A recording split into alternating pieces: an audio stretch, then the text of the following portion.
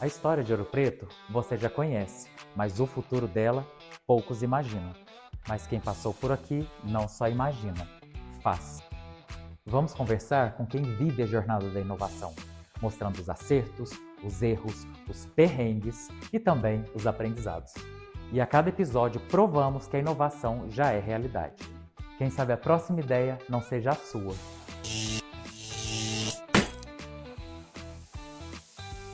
Nós estamos aqui hoje com Paulo Lopes, fundador da Beyond Mining.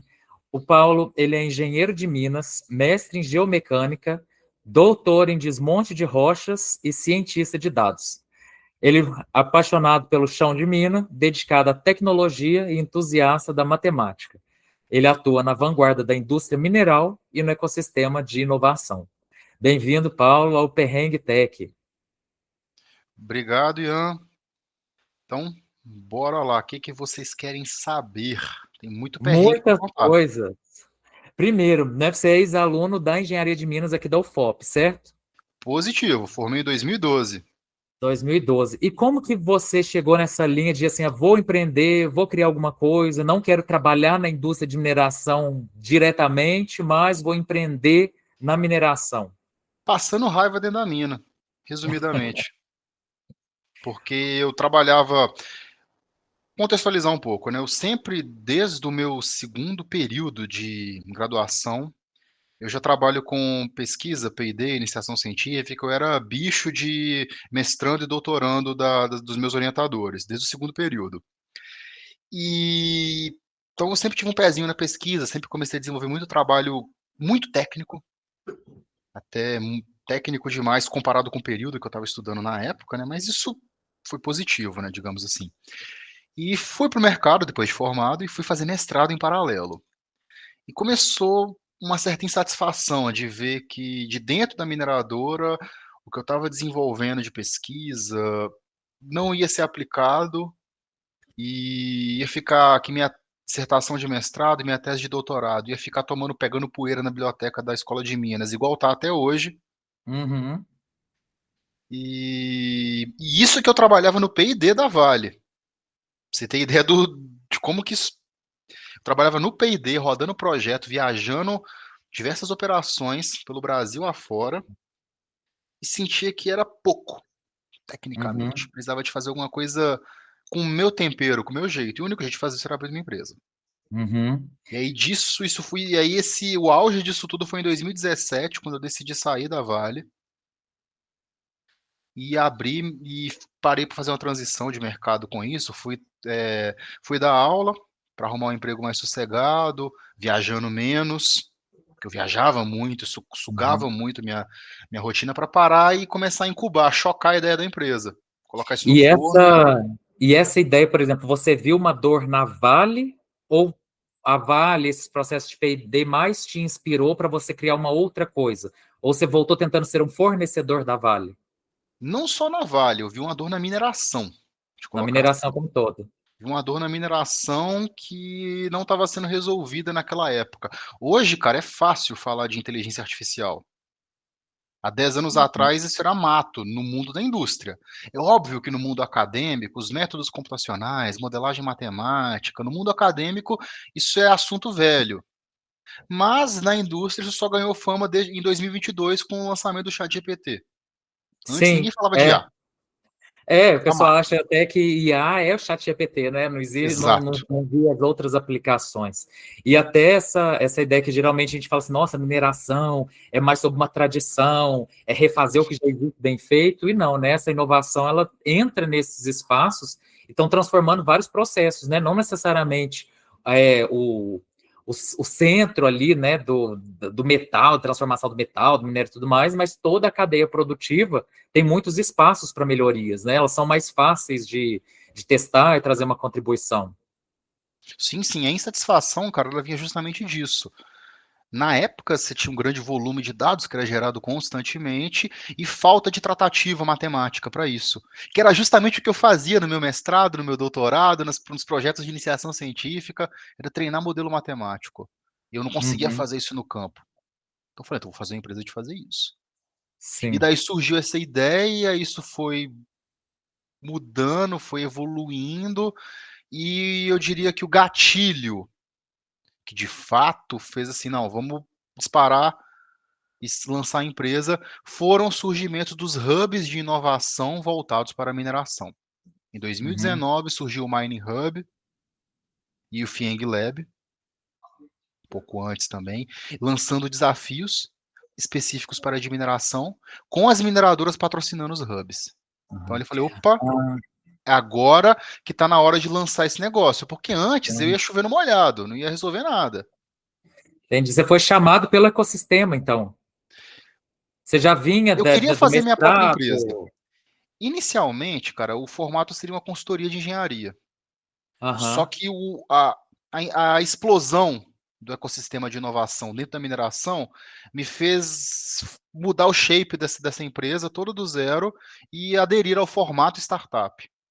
Vamos colocar Ah, assim. que bacana que você trouxe esse tema, né? Porque realmente as pessoas, quando formam, ou elas falam assim: se eu não for trabalhar para uma empresa, eu vou ser consultor. Mas tem uma grande diferença entre uma consultoria e uma startup, né? Sim, Você vai prestar serviços, só que você está vindo com novas tecnologias, já com uma dor melhor, mais identificada, né? com foco em escalabilidade e Com não no foco em serviço escalabilidade. artesanal. Porque Uhum. o trabalho de consultoria, ele é muito aplicado, mas é muito nichado. Você vai lá na mina A, desenvolve um projeto ali, ele só serve ali, é para aquela janela de tempo que ele foi entregue também. Ele é um retrato estático de um momento, daquele lugar que você prestou aquele serviço. Sim. E uma E solução quais. tecnológica, teoricamente, é um negócio que fica para ser usado Uhum. e que pode ser Sim, aplicado de novo em outro lugar, inclusive, a ideia, a um custo sim. menor. Excelente, é bacana. Ao longo desse percurso, quais empresas você já teve contato? Você fez Cara, a alguns lista é bem projetos? grande já. Vai de Vale, Anglo American, Samarco, J. Mendes, Aura Minerals, Mosaic, até Defesa Civil do governo do estado de Minas já fez projeto com a gente, em Bacana. geotecnia. Uhum. A lista E é bem grande já. qual projeto que vocês têm como um case que brilha aos olhos? Fala assim, olha esse case aqui que a Beyond Mine conseguiu. Que até Cara, vocês falam assim, caraca, eu pensando lá que, né, da minha pesquisa de mestrado, eu fazendo modelagem matemática, e isso virou essa potência aqui dentro de uma grande empresa. vou colocar três projetos em destaque. O primeiro, que é o que eu tenho um carinho, um carinho pessoal, são todos os projetos, que são mais de um, mas com a mesma temática, que é a otimização da fragmentação através da aplicação de explosivos, que Uhum. foi tema do meu doutorado. Isso desenvolveu, tem um algoritmo de IA especificamente para esse processo, e já aplicamos ele em várias minas, é muito bem sucedido, então eu tenho um carinho muito grande por essa solução, porque é uma das minhas especialidades. Uhum. Outra interessante, eu acho que Mas qual é a foi o solução. impacto em alguma das empresas que vocês implantaram e por que que isso brilhou os olhos? Qual foi o impacto que Isso vocês tiveram? brilha os olhos porque tem potencial de reduzir o custo energético de uma operação de mina de forma expressiva. Eu falo da ordem de pelo menos 10%. Uhum. Para a indústria, isso é coisa para caramba. 10% de uma escala residencial não é nada, mas uma escala industrial, 10% é um valor muito significativo, né? Então, assim, isso sem contar os ganhos paralelos de otimizar uma fragmentação, melhorar o carregamento dos caminhões, melhorar o transporte nas correias transportadoras. Tem uma série de ganhos secundários que, inclusive, são difíceis até de medir, mas que fazem o Uhum. processo fluir mais redondinho. E a primeira empresa que te abriu as portas foi qual? Nosso primeiro projeto é o que eu ia citar agora com você do outro case importante, foi com a Anglo American. A Anglo Anglo American está American. conosco até hoje, um dos nossos principais clientes e contratos. E a gente tem hoje com eles um IA de otimização da performance dos moinhos de bolas. O escopo aqui também é redução de consumo energético, porque a moagem é um processo extremamente caro e ineficiente do ponto de vista energético. Foi do projeto que eu te conheci, foi do Fieng Lab, foi com a Anglo American. Foi esse projeto Só mesmo. que não foi para. Só que era mais sobre o revestimento. Aí você Isso, pivotou. dali, como a gente começou a trabalhar com moinho, estamos com aquela turma até hoje. Foi esse Olha só. projeto. Olha que bacana. Ah, que legal. Ah, então realmente, né? Teve um chamado do ecossistema de inovação, juntou ali as oportunidades, uma porta que se abre, nunca mais saiu. Então, é mais ou menos isso mesmo. Interessante. E você falou que eram 3 projetos, e o terceiro? E o terceiro é o projeto com a Defesa Civil, onde a gente adaptou uma solução de mina, de estabilidade de taludes de bancada de mina, para o contexto da estabilidade das encostas urbanas. Uhum. E de novo, né? Qual foi o impacto? Cara, a gente desenvolveu uma solução simples de usar para um agente de defesa civil no campo conseguir fazer a análise com IA de uma encosta urbana no campo e avaliar isso, e tudo isso integrado online, com mapa, caindo direto na sede, no comando da Defesa Civil, para eles fazerem gestão. Foi uma Uhum. solução pensando não só no escopo da IA mesmo, mas em todo o contexto de utilizar isso em campo pelos agentes de defesa civil, visando também, pensando também no fato de que eles não têm um corpo de geotécnicos muito grande. Tem pouco Sim. geotécnico para muita encosta no estado Uhum. inteiro, com 853 municípios. Interessantíssimo. E uma última curiosidade que eu vi também foi que vocês estão com projetos com universidades da Europa, né, da Inglaterra. Sim, cara, a gente tem parceria com o Imperial College, já vai fazer uns 4 anos já, bem isso.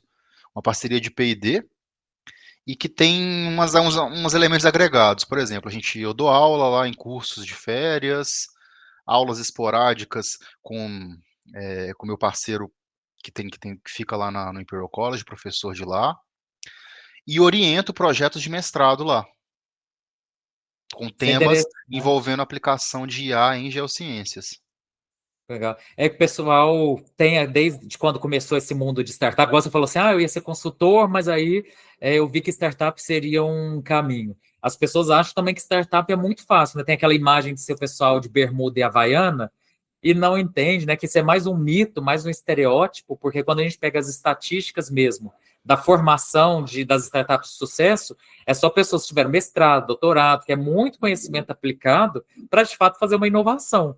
Porque se você pega uma coisa que é muito simples, então qual que de fato é o seu impacto, né? Se você não se especializa, se você não estuda, vai pegando ferramenta fácil, né? Por um tempo você até se sustenta, mas a longo prazo você não consegue de fato inovar, de trazer algo novo para o mundo, né? E essa trajetória de vir de mestrado e doutorado e conseguir transformar essa sua pesquisa em uma empresa, e essa empresa ir para fora, né? Levar outras coisas é interessante. E é isso, né? O que é de fato as startups que fizeram sucesso. Principalmente a startup que trabalha com indústria pesada, porque não é só questão de conhecimento técnico. Você falou o exemplo aí, esse estereótipo do startupeiro de bermuda sentado num puff, num lugar descolado com mesa de sinuca. O pessoal de indústria detesta isso. Uhum. Porque o que importa ali eu tenho um cenário extremamente robusto que não necessariamente, por mais que as empresas elas vão oxigenar com a inovação, elas também não entendem esse outro universo, né? Que não são empresas que trabalham com criatividade. Elas trabalham com eficiência e minimizar os riscos, né?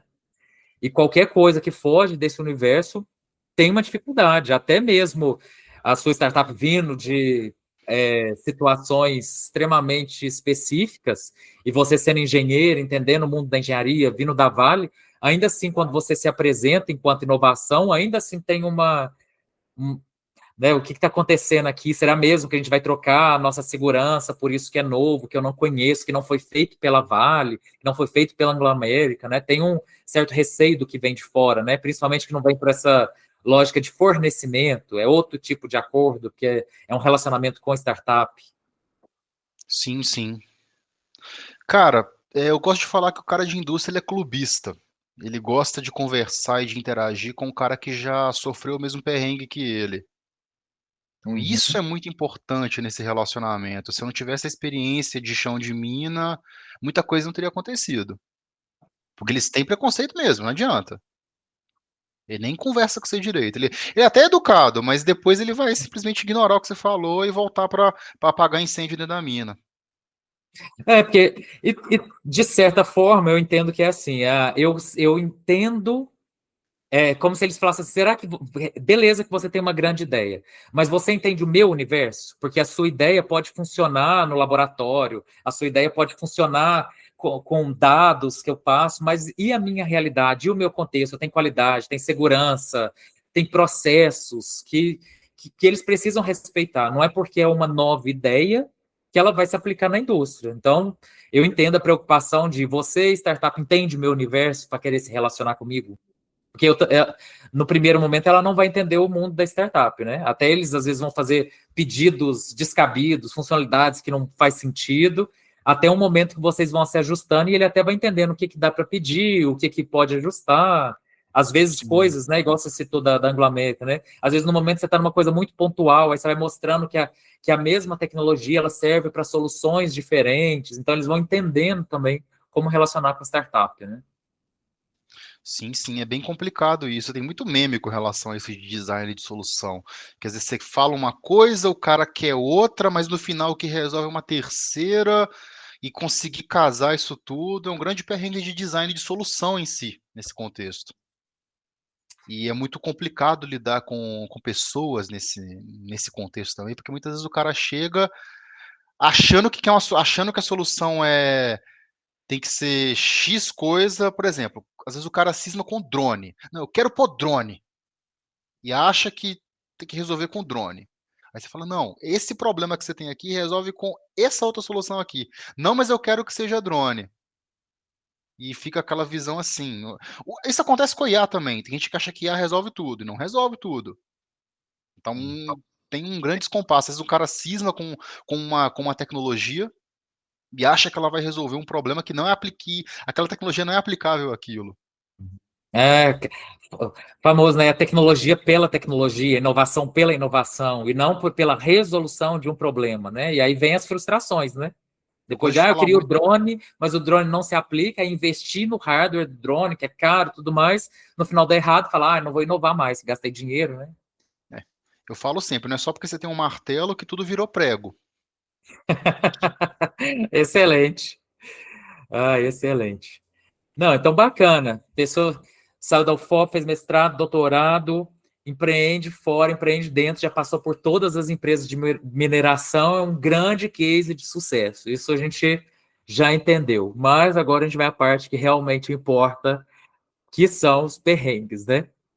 Lindo, maravilhoso as histórias que a gente conta. Agora chegou o momento que a gente vai começar assim de, ok, aquela situação que ninguém acredita que você passou, que nem vocês falou assim, meu Deus, não é possível que isso está acontecendo comigo agora, o que que eu vou fazer?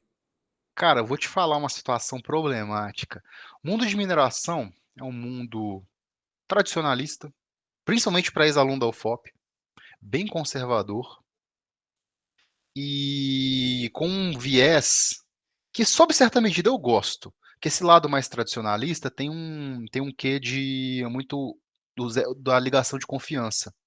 Uhum, Então, muita coisa é feita na confiança. Eu gosto de falar no fio do bigode, é uma cabeça antiga, vamos pensar assim. uhum, E o que mais me decepcionou ao longo desses tempos todos foram pessoas que me falaram coisas e não cumpriram com a palavra.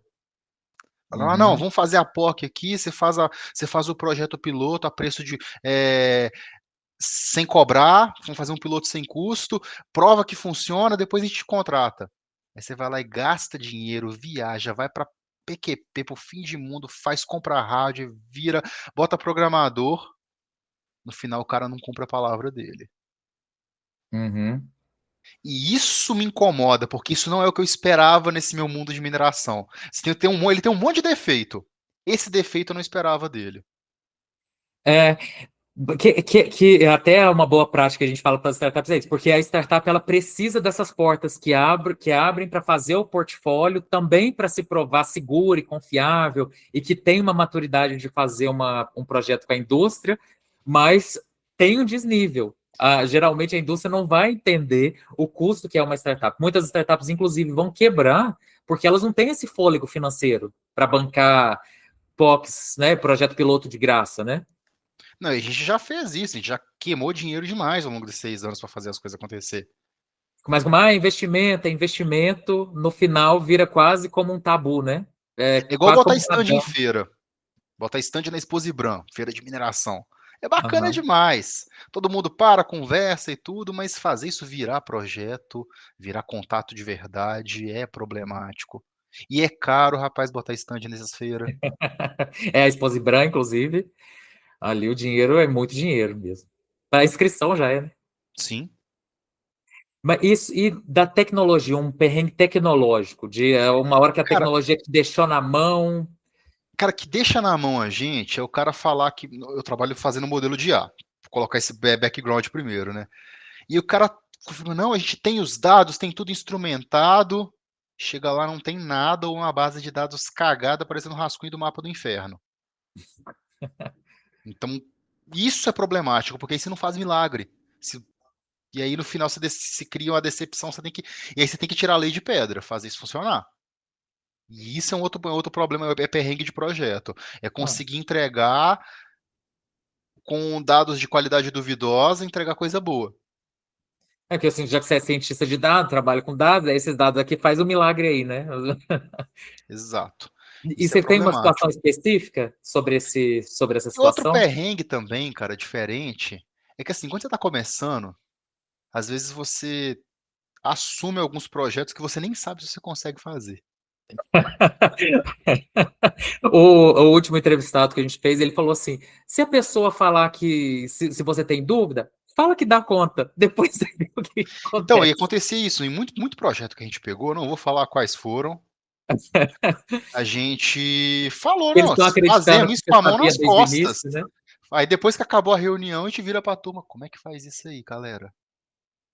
Então, muito projeto aconteceu isso também. A gente foi entender o que tinha que fazer depois que assinou o contrato. Uhum, Mas falava que fazia. Então, isso é um desafio também de lidar com esse tipo de projeto com a indústria. Você aceita, porque você precisa aceitar, porque você precisa vender o projeto, porque você precisa faturar, aí você fatura, aí você aprende como é que faz para você conseguir fazer o negócio, entregar e receber. Mas você assinou o uhum, contrato. Você tá um pouco mais tranquilo.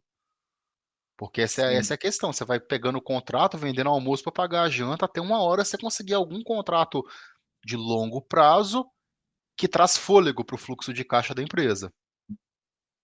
Mas enquanto é contrato de curto prazo, é vender almoço para pagar a janta. A vida que ninguém imagina, né?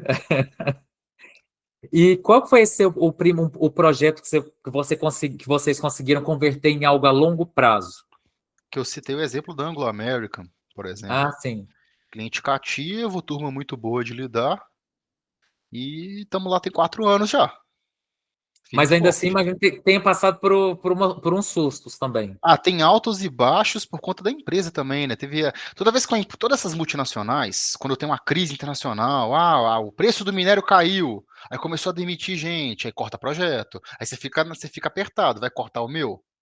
Muda Uhum, diretoria, muda CEO, uhum, você não sabe a cabeça dos outros. Então, mudanças do alto escalão podem ir descendo até chegar no seu projeto. O cara que era seu ponto focal é mandado embora, ou o cara que era seu ponto focal muda de mina, muda de área, muda de empresa. uhum. Aí seu projeto fica órfão lá dentro. Sim. Então, pelo que eu entendi, assim, você tem essa área, essa grande área, mas a solução que você faz é sempre a mesma, ou o tempo todo você está fazendo protótipos diferentes? São modelos diferentes, porque eu trabalho com processos diferentes, cada processo é um processo, cada minério é um minério, cada máquina é uma máquina, cada equipamento, cada base de dados é uma base. A pipeline, a metodologia de treinar o modelo é a mesma em todos os projetos. Só que o modelo final Uhum, sempre é um modelo diferente. uhum. Então, e teve algum MVP que deu muito errado? Cara, isso é um dos grandes marcos, é o que eu coloco estampado no nosso site. 100% dos nossos projetos bateram a meta. Isso É aí é mesmo? orgulho. Isso é orgulho nosso. Isso aí eu não vou. Isso eu não disso eu não abro mão de falar, não. Então, são MVPs que foram, todos os seus MVPs foram validados. Bateram a meta, cumpriram a meta técnica. Se o projeto foi contratado a longo prazo, é outra história, mas cumpriu o objetivo, resolveu o problema que se propôs durante a fase de piloto, todos resolveram. Uhum. Que é Fiz. aquele MVP monstrão, né? Assim, não tem interface, não tem nada, mas resolveu o problema. No Depois a início gente era viu o que faz. monstrão, hoje tá mais bonitinho. À Hã? medida que a gente foi. No início o MVP era bem monstrão mesmo, mas à medida que os anos foram passando, a gente foi dando um banho de loja nos nossos MVPs. Como que era antes e como que é hoje? Cara, o nosso primeiro MVP era na linha de comando, na tela preta de código de programação. Uhum. E hoje tem interface online, dashboard bonitinho, gráficos coloridos e Na pri- vibrantes que agradam as pessoas que gostam de gráficos coloridos, né? Acho que esse que é o grande ponto no final. porque o código, eu fico imaginando, chegar assim, não, tá aqui o seu programa, tá lá uma tela preta cheia de código, a pessoa assim, que é isso? O que tá acontecendo aqui, né? Mas assim, funciona, né? Não, que o nosso primeiro projeto a gente tinha que fazer uma previsão de ruído. Então rodava o código e dava depois a linha de comando, dá tantos decibéis. E era roda, fazia, funcionava, entregava. Só que ele lia um CSV e retornava o resultado. Uhum. Resolvia o problema, mas era feio. Aham. E que bom, né? Toda startup começa com um MVP que não tem orgulho, né? Era feio pra caramba. Ao longo do Mas tempo, você vai dando esse banho de loja no MVP, né? sim. Ah, bacana. E dessas questões, né, que a gente está falando sobre dificuldades, né, você mostrando o que já foi e o que é hoje, fazendo esse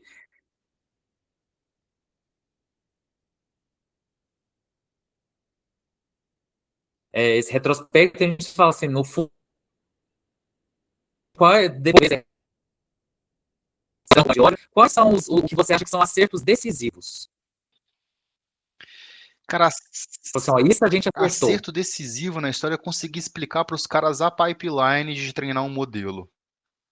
Genericamente, inclusive assim, e mesmo pessoas técnicas. O cara é engenheiro, tem 200 anos de mina nas costas, é um cara técnico. A pipeline de treinar um modelo de IA não tá clara para eles não têm noção disso. Então, explicar como é que funciona isso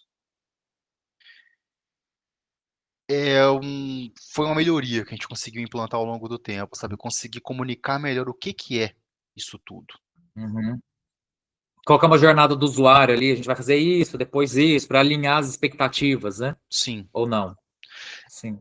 Essa questão ao longo do projeto também conseguir cadenciar bem as entregas e demonstrar, principalmente na fase de treinamento de modelo, na fase de entrega de resultados, de entrega de MVP, de testar a interface, testar o gráfico, testar dashboard, é fácil de mostrar resultado, o cara tá vendo.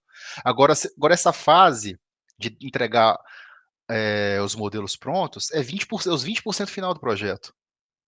Então você Uhum. fica 80% do projeto limpando base Fazendo de dados, malabares treinando ali. o modelo e tendo que mostrar pro cara que você tá trabalhando, porque na cabeça deles não tá fazendo nada. Que não tá pronto, né? Entendeu? Ele não tá vendo o negócio, ele não tá, é uma abstração matemática muito grande para um cara que tá vivendo num mundo pragmático de pedra, poeira e lama. Uhum. E aí, o que vocês fizeram para dar essa sensação de, ó, não é que não estamos fazendo nada, nós estamos fazendo. Foi essa metodologia? É uma questão metodológica de como comunicar os resultados cadenciados à medida que o treinamento de modelo evolui e também tá junto com os caras. Tá lá fazendo visita técnica sempre, tentando fazer follow-up semanal, Uhum. meio Bacana. nesse Não, contexto. interessante isso. É interessante isso, porque é isso, não basta criar uma inovação, você tem que colocar o cliente nesse processo e ele entender o que você está fazendo e a percepção que ele tem do que é o processo completamente Não basta diferente, você né? estar trabalhando, tem que parecer que você está trabalhando. Sim, sim. Excelente. Então, a gente vai começar agora o último quadro aqui, que a gente chama que é na lata ou nada. Vão ser essas perguntas, você fala na lata o que você estiver pensando, sem filtro, e é isso aí, ok? Então, simbora. Primeiro, um erro que te ensinou muito. Confiar na palavra de algumas pessoas.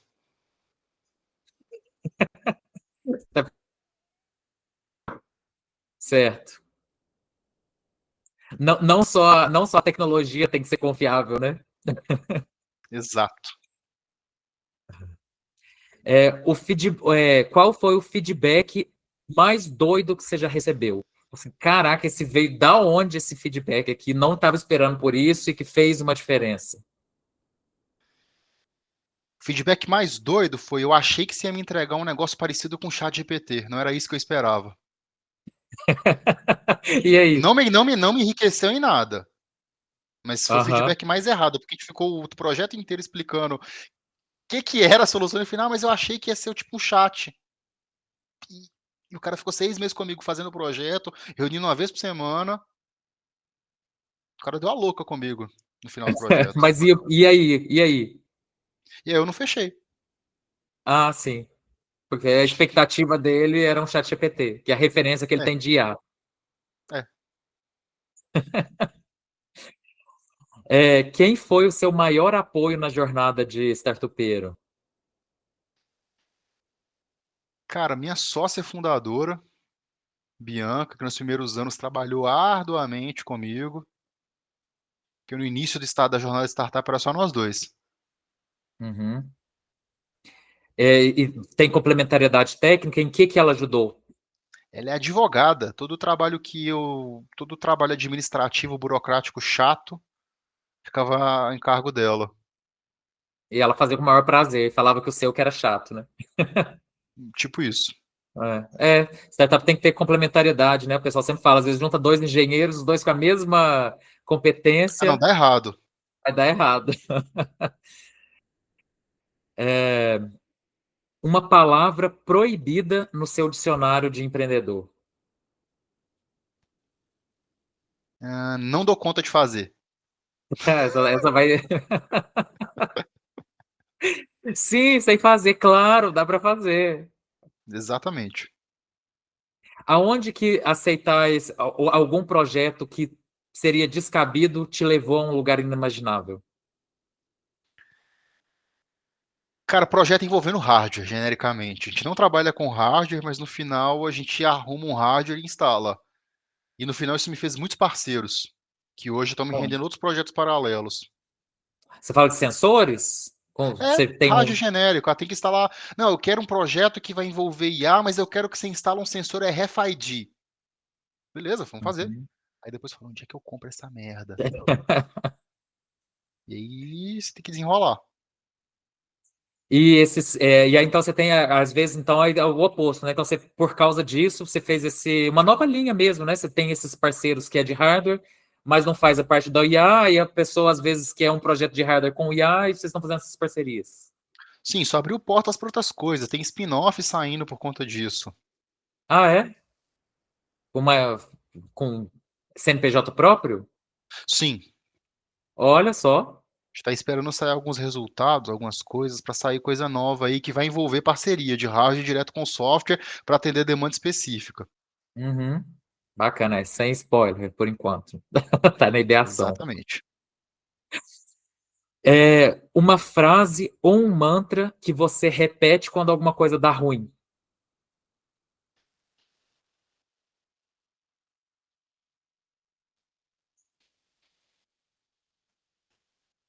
Uma frase. Eu não repito, eu não diria que eu não diria que eu repito um mantra, mas eu simplesmente continuo fazendo, continuo tentando. Vou colocar assim, não, eu não abaixo a cabeça pro negócio quando vai dando errado.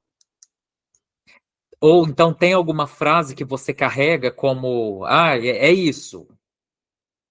Minha vida é isso aqui. Gosto de falar dado bom, dado ruim, modelo ruim. Isso tá escrito aqui no post-it na minha frente.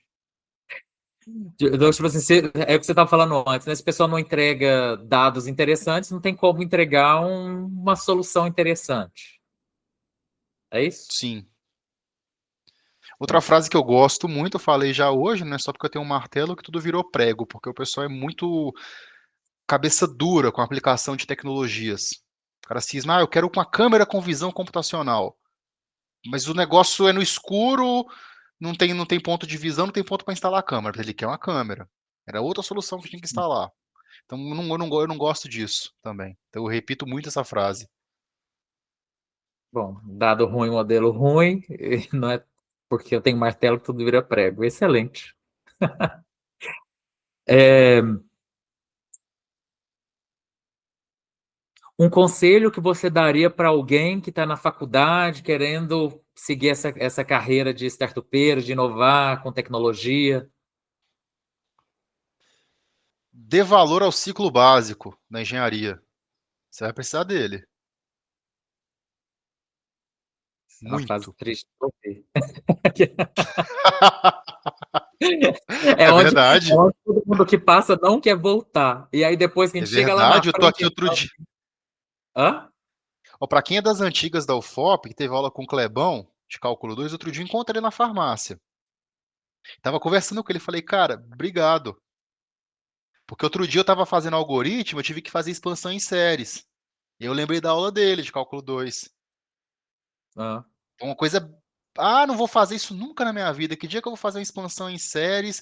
Eu precisei fazer uma expansão em séries para aproximar uma função complexa num polinômio, que era mais fácil de eu implementar dentro da linha de comando do sistema PINS, porque a operação de multiplicação e divisa e de multiplicação e soma é nativa. Eu não consegui implantar operações mais complexas e funções mais complexas. E aí? até Como é o que eu ia seu saber fundo aí, isso se eu não. seu cenário está muito ICEB. Esse é o ponto, eu preciso disso. Eu, na minha época de graduação também, a programação eu achava um horror. Eu falava assim, que nunca vou de fazer mais nada. Hoje em dia eu revisito e falo assim, nossa, eu devia ter prestado mais atenção naquelas aulas de Exatamente, esse é um programação. dos meus maiores arrependimentos. É cada anotação minha de programação, de cálculo numérico, cara, que eu fico lembrando daquilo, tentando, sabe, aproximação de função, método de integração numérica. Você fica. Porque você precisa disso para desenvolver algoritmo na raiz. Que isso é a Uhum. diferença. Eu não estou falando de aplicar a biblioteca pronta, não. Estou falando de desenvolver código. Então você tem que saber isso. Inverter matriz, resolver sistema linear. Mas então, dê valor ao ciclo básico para qualquer solução de tecnologia, a não ser que você queira empreender em outras áreas, aí tudo bem. Mas para falar de engenharia, não tem jeito. Daqui 20 anos eles vão entender. 15, 10, 5, depender. Enfim. E se você pudesse resumir a sua trajetória em uma palavra?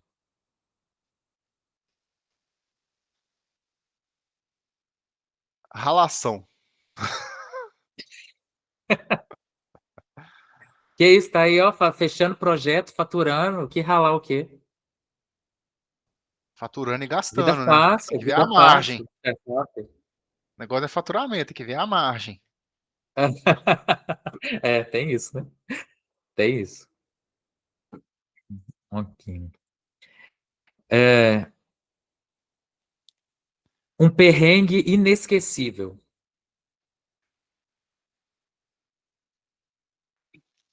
Cara, eu acho que o perrengue inesquecível. Deixa eu tentar lembrar de um bem específico.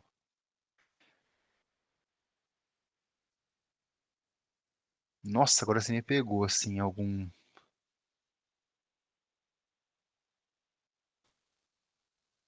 Foi ter acordado com um escorpião no meu quarto, no meio de uma área remota, uma mina dessas.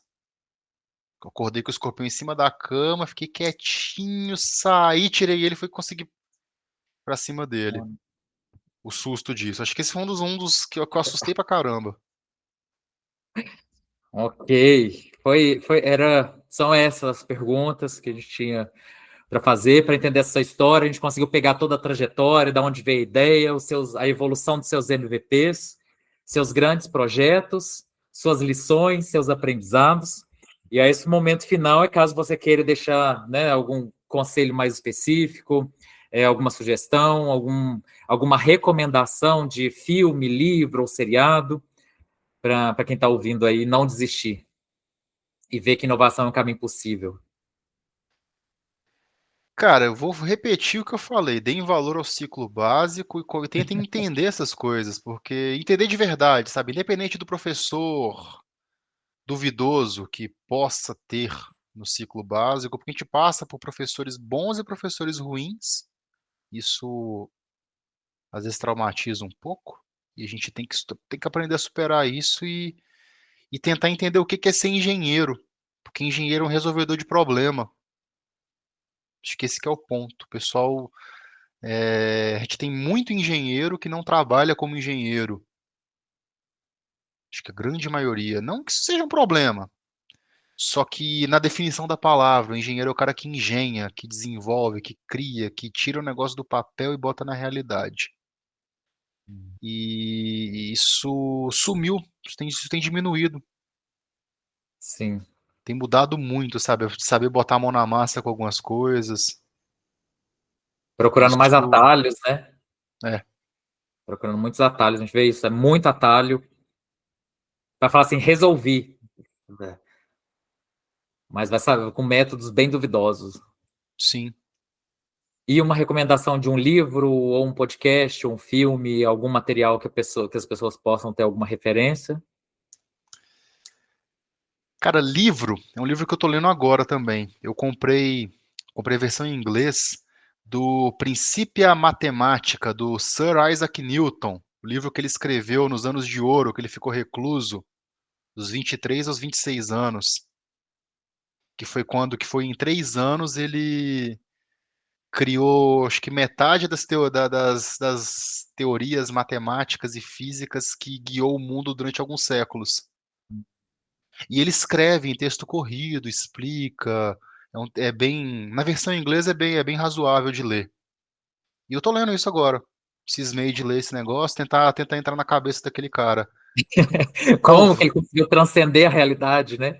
não, porque eu gosto de pensar que talvez ele foi a pessoa mais brilhante que já pisou na humanidade, documentada, vamos colocar assim, né? Que eventualmente pode ter surgido alguma pessoa que era mais brilhante que ele, mas que não produziu nada, ou por alguma fatalidade não conseguiu alcançar o sucesso.